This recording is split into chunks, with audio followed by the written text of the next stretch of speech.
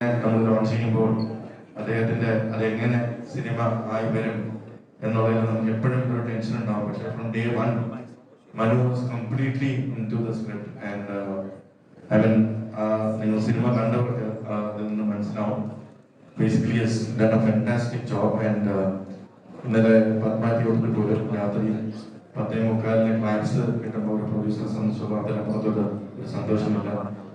വളരെ നല്ല രീതിയിൽ പെർഫോം ചെയ്യുന്നു എന്നറിഞ്ഞതിൽ സന്തോഷം. അപ്പം അതിൻ്റെ എൻ്റയർ ടീം ഇവിടെയുണ്ട്. So using this platform to answer your questions. First thing ആവുണ്ടോ, നിങ്ങൾ എത്ര പേര് സിനിമ കണ്ടായിരുന്നോ? സിനിമ ആരൊക്കെ കണ്ടിട്ടുണ്ട്? വളരെ കുറച്ച് കൈകളെ പോകിയിട്ടുള്ളൂ. ഇത് തന്നെയാണ് നമ്മളിപ്പം അണ്ടർവെയ്യുന്നൊരു കാര്യം. ഒന്ന് എത്തണം, ആൾക്കാരിലേക്ക് ഒന്ന് നന്നായിട്ട് എത്താറുണ്ട് കാര്യം. നമ്മളിപ്പോൾ തിയേറ്റർ വിസിറ്റ് ഒക്കെ ചെയ്യുമ്പോഴും വളരെ നല്ല റെസ്പോൺസ് ഓഡിയൻസിന്റെ കയ്യിൽ നിന്ന് കിട്ടുന്നുണ്ട്. അപ്പോൾ ഇനിയും ആൾക്കാർ കയറണം. വൺസ് നിങ്ങൾ കയറി കഴിഞ്ഞ് കൊള്ളാമെങ്കിൽ എന്ന് നിങ്ങൾക്ക് തോന്നുകയാണെങ്കിൽ ഒരു 4-5 പേരെയും കൂടെ കേൾക്കുക. കാര്യം അങ്ങനെ ഒരു സിറ്റുവേഷനാണ് നിൽക്കുന്നത്. നമുക്ക് ഇപ്പം ഓർമ്മട്ടൻലി നമുക്ക് നിങ്ങളുടെ ക്വസ്റ്റ്യൻസ് കേൾക്കാനാണ് കൂടുതൽ താല്പര്യം. പക്ഷെ വളരെ കുറച്ച് കൈകളെ ഇവിടെ പൊങ്ങിയിട്ടുള്ളൂ. അത് എന്നെ പേടിപ്പിക്കുന്ന ഒരു സംഭവം തന്നെയാണ്, ഫ്രാങ്ക്ലി പറയാം. പക്ഷെ ഹോപ്പ്ഫുള്ളി നമ്മൾ പോകുന്ന തിയേറ്റേഴ്സ് പാക്ഡ് ആണ്. ഇന്നലെ ഈവനിങ് നമ്മുടെ തിയേറ്റർ വിസിറ്റ് ഒക്കെ ഭയങ്കര നല്ല റെസ്പോൺസ് വന്നിട്ടുണ്ട്. So let's make sure that people go to the theatres. അത്രേ ഉള്ളൂ. അപ്പോൾ എനിവേ എന്തെങ്കിലും ക്വസ്റ്റ്യൻസ്? അപ്പൊ ഞാൻ അങ്ങനെ ശ്രമിക്കി കൊടുക്കാം. എല്ലാവർക്കും നമസ്കാരം. പടക്കളം ഈ മനു ചോദിച്ച പോലെ മനുവിന്റെ ഒരു ആദ്യത്തെ സിനിമയാണ്. ഞാൻ ആദ്യമായിട്ടാണ് ഫ്രൈഡേ ഫിലിംസിന് വേണ്ടി ഒരു സിനിമ ചെയ്യുന്നത്. അപ്പം എനിക്ക് തോന്നുന്നു മനു സംസാരിക്കുന്ന കേട്ടാൽ തന്നെ നമുക്കറിയാം സിനിമ തിയേറ്ററിൽ നല്ല റെസ്പോൺസും എല്ലാവരും ചിരി ഇല്ലേ? ആരെങ്കിലും കണ്ടെന്ന് പറഞ്ഞു അല്ലേ? ചിരിയും കാര്യങ്ങളൊക്കെ ഉള്ള ഭയങ്കര ഹാപ്പി സിനിമയാണ്. അപ്പൊ നിങ്ങളെല്ലാവരും കാണാൻ ശരിക്കും എന്താ പറയുക, നല്ല റെസ്പോൺസോടുകൂടി തന്നെയാണ് സിനിമ എത്തേണ്ടത്. അതാണ് പക്ഷേ ഒരു ആദ്യ സംവിധായകൻ എന്നുള്ള അദ്ദേഹത്തിന്റെ എക്സൈറ്റ്മെന്റ് കൊണ്ടൊക്കെ അദ്ദേഹം പറയുന്നത് നിങ്ങളെല്ലാവരും പോയി കാണാൻ. ചിലപ്പോൾ നിർബന്ധിക്കുകയൊക്കെ ചെയ്യും. എന്ത് കണ്ടില്ലെന്ന് ഞാൻ ചോദിച്ചു, ആരൊക്കെ കണ്ടു എന്നൊക്കെ ചോദിച്ചപ്പോൾ ഞാൻ ഇങ്ങനെ വിചാരിക്കും കണ്ടില്ല എന്ന് പറയുമ്പോൾ നിങ്ങൾ കിട്ടും എന്നുള്ള സീനില്ല. അപ്പോ അത്രേ ഉള്ളൂ. എല്ലാവരും പോയി കാണാം. നല്ല റെസ്പോൺസ് ആണ് സിനിമയ്ക്ക് വന്നുകൊണ്ടിരിക്കുന്നത്. അതിൽ ഭയങ്കര സന്തോഷമുണ്ട്. ഞാൻ എനിക്ക് ചോദിക്കുകയാണെങ്കിൽ ചോദിക്കാം. സന്ദീപ് വിജയ് സാർ പറഞ്ഞത് അതാണ്, ഫസ്റ്റ് പാർട്ട് ഫ്ലോപ്പ് ആവുന്ന പടങ്ങൾക്കാണ് സെക്കൻഡ് പാർട്ട് ഉണ്ടാവുന്നത്. ഈ പടത്തിന് അങ്ങനെ ഒരു സെക്കൻഡ് പാർട്ട് വേണ്ട, ഫസ്റ്റ് പാർട്ട് ഒന്ന് ഹിറ്റ് ആയിക്കോട്ടെ പ്ലീസ്.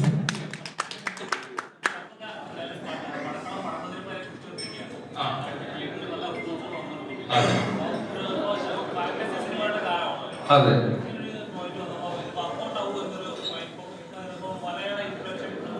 അതെ വിഷ്വലും എല്ലാത്തിലും കുറച്ച് ഒരു മാജിക്കൽ സ്വഭാവം ഉണ്ടാവും. ഇത് അങ്ങനെ പഠനം ഒരു റിയൽ ലൈഫ് ഒരു കോളേജ് ലൈഫിന്റെ അകത്ത് സംഭവിക്കുന്ന ഒരു കാര്യം പോലെയാണ് ശരിക്കും ഇത് ചെയ്തേക്കുന്നത്. നല്ല ഒരു ഫാന്റസി സിനിമയുടെ ഒരു വേറെ വേൾഡിലേക്ക് കൊണ്ടുപോകുന്ന ലെവലിലേക്ക് ഒന്നും ഇല്ല. അതിൻ്റെ അകത്ത് ഒരു നടക്കുന്ന ആ ഒരു കാര്യം അത് മാത്രമാണ് ആ സിനിമ. പിന്നെ എനിക്ക് തോന്നുന്നു എന്താ പറയാ, ഈ കഥ കേട്ട് കഴിഞ്ഞപ്പോൾ എനിക്ക് ഭയങ്കര ഇൻട്രസ്റ്റിംഗ് ആയിട്ട് തന്നെ തോന്നി. ഈ സിനിമ വർക്ക് ആവണം എന്ന് ഞാൻ ആഗ്രഹിച്ച് ചെയ്ത സിനിമയാണ്. അത് തന്നെയാണ് സംഭവിച്ചത്. സന്തോഷം. അതായത് നമുക്കിപ്പം ഞാൻ പറഞ്ഞല്ലോ മീഷോയില് ഓറഞ്ച് ഒക്കെ കത്തി തുടങ്ങിയിട്ടേ ഉള്ളൂ. അപ്പൊ അതിലേക്ക് വരുന്നുണ്ട്. ഇപ്പം ഒരു കുട്ടി എന്ന് പറഞ്ഞാൽ ഇങ്ങനെ ആശ ഒന്ന് വെച്ച് കുറയ്ക്കാമോ? അപ്പൊ അപ്പൊ നമുക്ക് അതിലേക്ക് എത്തിക്കൊണ്ടിരിക്കുകയാണ്. അപ്പൊ ഇപ്പം ഒരു ബാങ്കർ ഓപ്പണിംഗ് എന്ന് പറയുന്ന ഒരു സിനാരിയോയിലോട്ടുള്ളായിരുന്നു പോകുന്നത്. പക്ഷെ ഇപ്പം ഇന്നലെ രാവിലെ ഒരു ബുക്കിംഗ് ഒക്കെ കണ്ടിട്ട് ഞാനും റൈറ്ററും നിൽക്കുന്നു. നമ്മൾ ഡിപ്രസ്ഡ് ആയിരുന്നു. രണ്ടുപേരും രണ്ട് മുറിയിൽ അങ്ങോട്ടും ഇങ്ങോട്ടും സംസാരിക്കാതെ കിടന്നു തുടങ്ങണം. അപ്പോൾ ഉച്ചയ്ക്ക് ശേഷമൊക്കെ പ്രൊമോഷൻ ചെയ്യുന്ന ആന്റണി വിളിച്ചോ മൻബ്രോ നല്ല റിവ്യൂ വരുന്നുണ്ട്. അങ്ങനെ വൈകിട്ടൊക്കെ തിയേറ്റർ റെസ്പോൺസ് ഒക്കെ വന്നപ്പോൾ ഓക്കെ നമ്മളെ സോണിലേക്ക് എത്തണം. എനിക്ക് തോന്നുന്നു ഐഡിയലി ഇന്നും നാളെയും കൊണ്ടായിരിക്കും ചേട്ടൻ പറഞ്ഞ ഹൈയിലേക്ക് എത്തുക. Waiting for that. പിന്നെ ആദ്യത്തെ പടം രീതിയിൽ വെയിറ്റ്ഫുൾ ആണ്. യെസ്, അതാണ് അത്യാവശ്യം ഹിറ്റ് തന്നെയാണ്. മനുവിന് ടെൻഷൻ അടിക്കില്ല. ബുക്ക് മൈ ഷോയിലെ ഓറഞ്ച് മാത്രമല്ല ഒരു സിനിമയുടെ ഹിറ്റ് ആയിട്ടുള്ളത്. Especially youth. മനുവിന്റെ ടെൻഷൻ, മനുവിന് ഞാൻ ഫിഗേഴ്സ് കൊടുത്തിട്ടില്ല. മനുവിന് ഞാൻ തന്നില്ലെങ്കിലും അടുത്ത ആഴ്ച പ്രൊഡ്യൂസേഴ്സ് അസോസിയേഷൻ തരും. അതാണ് അത് ധൈര്യമായിട്ട് മനുവിന് ചേട്ടാ ഓറഞ്ച് കത്തുന്നില്ല മനു, നമ്മൾ ഈ സിനിമയിൽ ഏറ്റവും കോൺഫിഡൻസ് ഉള്ളത് കൊണ്ടാണ് ഇതിന്റെ പ്രൊഡ്യൂസറായ ഞാൻ ഇത് വ്യാഴാഴ്ച ഇറക്കാൻ തീരുമാനിക്കുന്നത്. അപ്പം അത്രയും കോൺഫിഡൻസ് ഉള്ള സിനിമയാണ് നമ്മൾ വ്യാഴാഴ്ചകളിൽ ഇറക്കുന്നത്.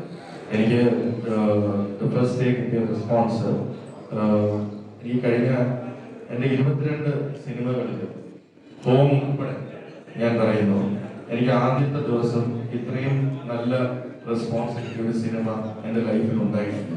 കാരണം മലയാളത്തിലെ എല്ലാ ടോപ്പ് റിവ്യൂസും ഞാൻ റിവ്യൂസിനെ റെസ്പെക്ട് ചെയ്യുന്ന ഒരാളാണ്. അതുകൊണ്ട് തന്നെ മലയാളത്തിലെ എല്ലാ ഞാൻ പേരെടുത്ത് പറയുന്നില്ല, എല്ലാ ടോപ്പ് റിവ്യൂസും ഒരേ സ്വരത്തിൽ ഈ സിനിമ എൻ്റെ വൺ ഓഫ് ദ ബെസ്റ്റ് സിനിമയാണെന്ന് പറഞ്ഞവരുണ്ട്. അതിലെനിക്ക് യാതൊരു സംശയമില്ല. ഞാൻ 22 പടം ചെയ്തതിൽ എൻ്റെ ടോപ്പ് 5 കമേഴ്ഷ്യൽ സിനിമകളിൽ ഇതുണ്ട്. അതുകൊണ്ട് തന്നെ ഇന്നലെ ഞാൻ എനിക്ക് അതിൻ്റെ കളക്ഷൻ റിപ്പോർട്ട് കിട്ടുമ്പോഴാണല്ലോ നമുക്ക് അതിൻ്റെ കറക്റ്റ് വൈബ് എനിക്ക് മനസ്സിലാവുന്നത്. ഒബിയസ്ലി തുടരും എന്ന സിനിമ വളരെ നല്ല രീതിയിൽ പോയിക്കൊണ്ടിരിക്കുമ്പോഴും ഞാൻ ഈ സിനിമ റിലീസ് ചെയ്യാനുള്ള കാരണം തന്നെ ഇതിന്റെ ജോണർ ടോട്ടലി ഡിഫറെന്റ് ജോണറാണ്. ടോട്ടലി ഡിഫറെന്റ് ആയിട്ടുള്ള ഒരു പ്രൈമറി ക്രൗഡാണ് ഇതിന് വരിക എന്ന് ഉറപ്പുള്ളത് കൊണ്ട് തന്നെ അത് വളരെ സക്സസ്ഫുൾ ആയിട്ട് ഞങ്ങൾ അച്ചീവ് ചെയ്തിട്ടുണ്ട്. ഇനി ഇന്നും ഇന്നലെയും നമുക്ക് വളരെ ഗംഭീരമായിട്ടുള്ള ഒരു ഓപ്പണിംഗ് ആണ് കിട്ടിയിട്ടുള്ളത്. ഈ വീക്കെൻഡിനായിട്ട് ഞങ്ങൾ കാത്തിരിക്കുന്ന ഈ സിനിമയെ നെക്സ്റ്റ് ലെവലിലേക്ക് എത്തും ഈ വീക്കെൻഡിൽ എന്ന് എനിക്ക് പൂർണ്ണ വിശ്വാസമുണ്ട്. കാരണം ഇത്രയും റിവ്യൂസ് ഒരുമിച്ച് വന്ന ഒരു സിനിമ ഞാൻ പറഞ്ഞ പോലെ എൻ്റെ സിനിമാ കരിയറിൽ ഇതുവരെ ഉണ്ടായിട്ടില്ല. അത് ഡെഫിനറ്റ്ലി ബോക്സ് ഓഫീസിൽ കാണും. അത് എൻ്റെ എക്സ്പീരിയൻസ് വെച്ച് ആണ് ഞാൻ പറയുന്നത്. ഡെഫിനറ്റ്ലി ബോക്സ് ഓഫീസിലേക്ക് വരും എന്നെനിക്ക് പൂർണ്ണമായിട്ടുള്ള ഉറപ്പുണ്ട്. അപ്പോൾ need all your support. Because Malayala cinema ഒരു കഴിഞ്ഞ ഒരു 2-3 കൊല്ലമായിട്ട് നമ്മൾ എപ്പോഴും ഉണ്ടാകുന്ന ഒരു സൈക്കിൾ ഉണ്ട്. സാറ്റലൈറ്റ് ബൂം ഉണ്ടാകുമ്പോൾ ചില കണ്ടന്റിൽ ഫോക്കസ് ഓൺ ദ കണ്ടന്റ് കുറയുകയും നമ്മൾ പെട്ടെന്ന് സിനിമ ഈ ഒരു മണി മേക്കിംഗ് പരിപാടിയിലേക്ക് പോകുന്ന ഒരു അവസ്ഥ ഉണ്ടായിട്ടുണ്ട്. അത് OTT ബൂമിലും കുറച്ചു കാലം ഉണ്ടായിരുന്നു. ഇപ്പോ വീണ്ടും മലയാള സിനിമ ബോക്സ് ഓഫീസിലേക്കാണ് മാറിക്കൊണ്ടിരിക്കുകയാണ്. Totally depended on because even OTT and satellite business is box office സക്സസിനെ ബേസ് ചെയ്തിട്ടാണ് ഇനി അത് ഉണ്ടാവുക. ആ കാലം പറഞ്ഞത് it's a very good thing എന്നാണ് ഞാൻ പറഞ്ഞത്. കാരണം നല്ല കണ്ടന്റിലേക്ക് ഫോക്കസ് ചെയ്യപ്പെടുന്ന ഒരു കാലം. ആ കോൺഫിഡൻസ് ആണ് പടക്കളം എടുക്കാൻ എനിക്ക് പ്രചോദനമായത്. കാരണം അത്രയും നല്ലൊരു സ്ക്രിപ്റ്റ് ആയിരുന്നു ആൻഡ് അത്രയും എഫർട്ട് അതിനകത്തുണ്ട്. Padakkalam is not a small film. Padakkalam is medium size budget or big budget film for me according to me. അത് സിനിമ കണ്ടവർക്ക് മനസ്സിലാവും. കണ്ടവരെല്ലാം നല്ല റിവ്യൂസ് വരുന്നുണ്ട്. ഇന്നലത്തെ almost 50% of the shows housefull അറസ്. ഇന്നും ഇപ്പോൾ നല്ല റിപ്പോർട്ട്സ് ആണ് വന്നുകൊണ്ടിരിക്കുന്നത്. ഓറഞ്ചസ് കാണുന്നത് എനിക്ക് സന്തോഷമുള്ള കാര്യമാണ്. ഓറഞ്ച് കാണുമ്പോൾ നമ്മുടെ വോക്കിംഗ് ക്രൗഡ് കയറി വന്ന് പോകുമ്പോഴേ കഴിഞ്ഞ് കഴിയുമ്പോഴാണ് അത് ബുക്ക് മൈ ഷോയിലേക്ക് കണ്ടുവരുന്നത്. സോ പറയുവാൻ എക്സ്ട്രീംലി വെൽ. കിട്ടിയ ഒരു ചിലപ്പോൾ ഒരു എക്സ്പെരിമെന്റൽ സിനിമ ചെയ്ത് അവരുടെ ടാലന്റ് അല്ലെങ്കിൽ അവരുടെ ഒരു പോർട്ട്ഫോളിയോ ക്രിയേഷന്റെ ഭാഗമായിട്ട് അത് ചെയ്തെന്നിരിക്കും. ചിലവർ എനിക്കറിയാവുന്ന ഒരുപാട് പേരുണ്ട്. അവര് ഒരു പ്രോഫിറ്റ് ആലോചിച്ചിട്ടല്ല അങ്ങനെ ഒരു സിനിമ ചെയ്യുന്നത്. എല്ലാവരും സിനിമ ചെയ്യുന്നത് ഒരു പ്രോഫിറ്റ്, ഇത് സിനിമ ഹിറ്റായി ഞാൻ കോടികൾ ഉണ്ടാക്കണമെന്ന് വിചാരിച്ചിട്ടില്ല. അത് അവരുടെ പോർട്ട്ഫോളിയോ ക്രിയേഷന്റെ ഭാഗമായിട്ട് ചെയ്യുന്നുണ്ട്. അവരെ ഒരു സിനിമ എടുക്കണം എന്നുള്ള ആഗ്രഹം കൊണ്ട് ചെയ്യുന്ന എത്രയോ പ്രൊഡ്യൂസേഴ്സിനെ എനിക്കറിയാം. എനിക്കറിയാവുന്ന എത്രയോ പ്രൊഡ്യൂസേഴ്സ് NRIs അവര് ഞാൻ നിങ്ങൾ എന്നെ കൊണ്ടുവന്ന സിനിമ കാണിക്കും. അപ്പൊ സുഹൃത്തു എന്നുള്ള രീതിയിൽ നിങ്ങളൊന്ന് കാണണം. നിങ്ങൾ എന്തിനാ സിനിമ എടുക്കുന്നത്? നിങ്ങൾ ഇത് സീരിയസ് ആയിട്ട് കാണുന്ന പരിപാടിയാണ്. ഇതൊന്നുമല്ല, ലൈഫിൽ ഒരു പടം എടുക്കണമെന്ന് ആഗ്രഹം. അതിനെ ഒരിക്കലും അവര് തന്നെ ആ സിനിമയുടെ റിലീസിൽ നിന്ന് ഉണ്ടോന്നുള്ളത് നമുക്കറിയില്ല. അവർ ചിലപ്പോൾ അങ്ങനെ ഒരുപാട് പേര് എനിക്കറിയാം. അങ്ങനെ ഒരുപാട് പേര് എന്റെ അടുത്ത് വന്ന് അഭിനയിക്കാൻ പറയുന്നവരുണ്ട്. എന്റെ അടുത്ത് കണ്ടിട്ട് ഞങ്ങള് ഒരു ആഗ്രഹം കൊണ്ട് എടുത്തതാണ്. എന്നിട്ട് അതിനെ ഒരിക്കലും ഒരു ഇൻഡസ്ട്രിയുടെ ലോസ് ആയിട്ട് കണക്ക് കൂട്ടാൻ പറ്റില്ല. എന്ന് വെച്ചാൽ നമ്മൾ ഓരോരുത്തർ നിങ്ങൾ പ്രോഫിറ്റ് വേണ്ടിയാണ് എടുത്ത് അതും ചെയ്യാൻ പറ്റില്ല. അപ്പൊ ഇറ്റ്സ് എ ക്യാച്ച് 22 സിറ്റുവേഷൻ. അപ്പൊ അതുകൊണ്ട് ഏറ്റവും നല്ല കാര്യം ഒരു ഹാഫ് കുക്ഡ് ആയിട്ടുള്ള കണക്ക് കൊടുക്കാതിരിക്കുക. അങ്ങനെ കൊടുക്കുകയാണ് അത് പെർഫെക്റ്റ് കണക്കായിരിക്കണം. ആ കണക്ക് ആപ്റ്റായിട്ടുള്ള ഒരു കണക്ക് കൊടുക്കുമ്പോൾ നമ്മൾ ഇൻഡസ്ട്രിയെ ഒരു റോങ് നോട്ടിൽ വെളിയിലുള്ളവർ, സത്യമാണ്. ഒരുപാട് ഇൻവെസ്റ്റേഴ്സ് മലയാളത്തിലെ സക്സസ് റേഷ്യോ കണ്ടിട്ട് അതിലേക്ക് വരാൻ ആഗ്രഹിക്കുന്നവര് പെട്ടെന്ന് ഇങ്ങനെ ഒരു റോങ് നോട്ട് പോകുമ്പോൾ അവർ ചിലപ്പോൾ ഷെയർ ഔട്ട് ചെയ്യും. സാധ്യതയുണ്ട്. അങ്ങനെ പോയിട്ടുണ്ട്. എനിക്ക് അനുഭവമുണ്ട്. അതുകൊണ്ട് ഞാൻ റിക്വസ്റ്റ് ചെയ്തിട്ടുണ്ട് as a member of the association, Padakkalam എന്ന് പറഞ്ഞ സിനിമയുടെ കണക്ക് ഞാൻ അപ്രൂവ് ചെയ്യാറ്. ബിക്കോസ് എനിക്ക് മാത്രമാണ് അതിന്റെ കണക്കറിയാവുന്നത്. മനുവിലുള്ള അതാണ് മനു ബുക്ക് മൈ ഷോ വെച്ചിട്ടാണ് മനു നോക്കുന്നത്. എനിക്ക് മാത്രമേ അതിന്റെ എക്സാക്ട് ഫിഗർ അറിയാൻ പറ്റൂ. അതുപോലെ തന്നെയാണ് OTT വന്നതിന് ശേഷം പൈറസി കുറച്ച് കുറഞ്ഞിട്ടുണ്ട്. കാരണം നല്ല സിനിമകൾ നല്ല ക്ലിയർ ആയിട്ട് OTT-ൽ കാണാം എന്ന് നല്ല സിനിമകൾ ഒബ്വിയസ്ലി ബോക്സ് ഓഫീസിൽ പെർഫോം ചെയ്യുന്ന സിനിമകൾ ഒരിക്കലും OTT ഒഴിവാക്കാറില്ല. ഇനി പെർഫോം ചെയ്തില്ലെങ്കിലും അവർക്ക് അതിന്റെ കണ്ടന്റ് ഇവാലുവേഷൻ അവരുടേതായ ക്രൈറ്റീരിയ ഉണ്ട്. അപ്പൊ ആ ക്രൈറ്റീരിയ വെച്ചിട്ട് അവർ നോക്കി എല്ലാ സിനിമകളും അവർ കാണാറുണ്ട്. ചില സിനിമകൾ OTT-കാർക്ക് ബോക്സ് ഓഫീസിൽ പെർഫോം ചെയ്യാത്തതാണ് ഇഷ്ടം. കാരണം OTT-ൽ സബ്സ്ക്രിപ്ഷൻ കൂടുതലും അങ്ങനെയൊക്കെ ഉണ്ട്. അപ്പൊ ബോക്സ് ഓഫീസ് സക്സസ് മാത്രമല്ല ഒരു OTT-യുടെ ക്രൈറ്റീരിയ എന്ന ക്വാളിറ്റി ഓഫ് ദ ഫിലിം എന്നുള്ളത്. അതുകൊണ്ട് അവർക്ക് ഡ്രൈവ് ഉണ്ടാവുക എന്നൊക്കെയുള്ള പല ക്രൈറ്റീരിയ ഉണ്ട് അവർക്ക്. അപ്പോ ഈ OTT വന്നതിന്റെ നല്ല ക്ലിയർ പ്രിന്റ് കുറച്ചൊന്ന് താന്നിരുന്നതാണ്. അപ്പൊ നിങ്ങൾ പറഞ്ഞ പോലെ തന്നെ ഇതൊരു വാശിയുടെ പുറത്ത് ചെയ്യുന്നതായിട്ടാണ് എനിക്ക് തോന്നുന്നത്. എന്നാൽ ഈ സിനിമയുടെ നശിപ്പിക്കുന്നതിന്റെ ഭാഗമായിട്ടാണ് ഇത് ചെയ്യുന്നതെങ്കിൽ അത് ക്രിമിനൽ കുറ്റം തന്നെയാണ്. അത് വളരെ സീരിയസ് ആയിട്ട് അവരെ ലോയുടെ മുമ്പിൽ കൊണ്ടുവരികയും വളരെ സീരിയസ് ആയിട്ടുള്ള പണിഷ്മെന്റ് കൊടുക്കുകയും വേണം. കാരണം ഇത് കാണാൻ അല്ലെങ്കിൽ 100 രൂപ 200 രൂപ കൊടുക്കാതെ കാണാമെന്നുള്ളതിന്റെ ഭാഗമായിട്ട് വരുന്നതല്ല. ഇതൊരു ക്രിമിനൽ ഗൂഢാലോചനയുടെ ഭാഗമായിട്ട് എവിടെന്നോ മോഷ്ടിച്ചെടുത്ത അത് എവിടെ നിന്നാണ് പോകുന്നത് കണ്ടുപിടിച്ചത്. വളരെ സീരിയസ് ആയിട്ടുള്ള പണിഷ്മെന്റ് ഇതിനെ ലൈറ്റ് ആയിട്ട് എടുക്കരുത്. അത് അസോസിയേഷൻ എന്നെ മൂവ് ചെയ്തിട്ടുണ്ടെന്ന് അറിയുന്നു. പടക്കളത്തിന്റെ റവന്യൂ എന്താണ്? ഇതിന്റെ മ്യൂസിക് ഡിസ്ട്രിബ്യൂട്ട് ചെയ്യുന്നത് ഞാനാണ്. എനിക്ക് മാസം റവന്യൂ വന്നുകൊണ്ടിരിക്കും. അപ്പൊ ഞാൻ എങ്ങനെയാണ് എന്നാണ് ഞാൻ ഇത് എൻഡ് ചെയ്യുന്നത്? ചിലപ്പോൾ 2 മാസത്തിന് ശേഷമായിരിക്കും ഞാൻ ഇതിന്റെ റീമേക്ക് റൈറ്റ്സ് വിൽക്കുന്നത്. അപ്പൊ അത് കാൽക്കുലേഷൻ എങ്ങനെ ചെയ്യുന്നത്?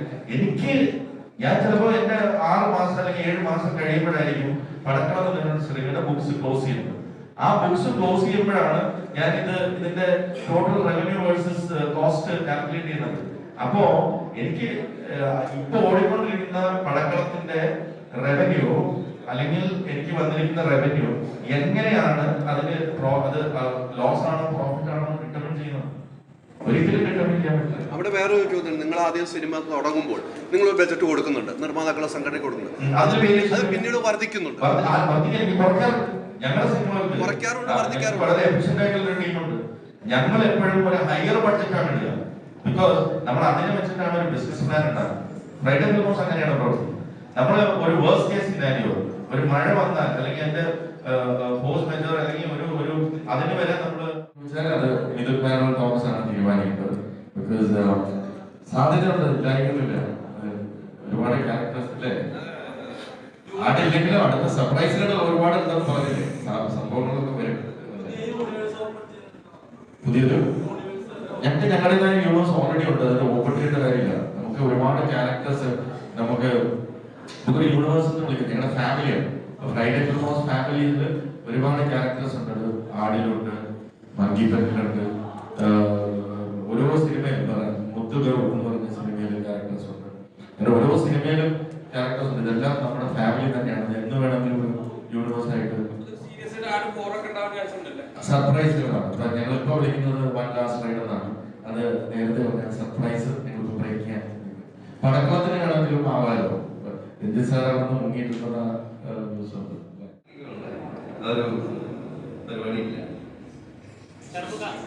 ഷെറഫെ, ഈ സിനിമയില് ഷെറഫിന്റെ കുറെ സംഭവങ്ങൾ ഇതിനകത്തുണ്ട്. അതിൽ മനസ്സിൽ ഇഷ്ടപ്പെട്ടും തിയേറ്ററിൽ നിറഞ്ഞു ചിരിച്ചയും ഒരു സീനുണ്ട്. ആ സീൻ ഞാൻ പറയുന്നില്ല. ആ ഡയലോഗുകൾ പറയുമ്പോൾ എന്തായിരുന്നു ഷെറഫിന്റെ ഒരു അവസ്ഥ?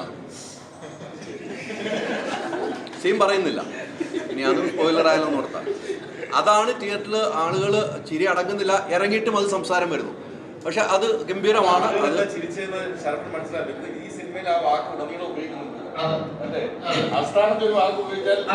എല്ലാ സ്ഥലത്തും നമ്മുടെ മലയാളത്തിലെ ചില വാക്കുകള് അസ്ഥാനത്ത് ചില 2 സ്ഥലത്ത് ഉപയോഗിച്ചാൽ 2 അർത്ഥമുള്ള സ്ക്രിപ്റ്റിൽ ഇല്ല, ഞാൻ ഡയലോഗായിട്ട് പറയില്ല.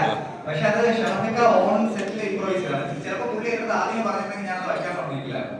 അപ്പൊ പുള്ളി എൻ്റെ അടുത്ത് പറഞ്ഞു ഒരു സാധനം ഞാൻ ഇടാം, അത് കഴിഞ്ഞിട്ട് മനു ഓക്കെ എന്ന് പറഞ്ഞാൽ ഈ സീൻ എടുത്തു കഴിഞ്ഞിട്ട് പുള്ളി പറഞ്ഞു കട്ടിട്ട് ഞാൻ പറയില്ലെന്നോ അങ്ങനെ കരുത്. എന്നിട്ട് ഞാൻ ആ സാധനം കട്ട് ചെയ്യണമെന്ന് ഇങ്ങനെ വെറുതെ ഇവനോട് പറഞ്ഞതാണ്.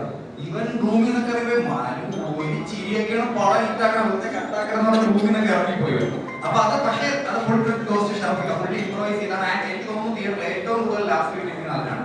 ഭയങ്കര റെസ്പോൺസിബിൾ ജോബാണ്.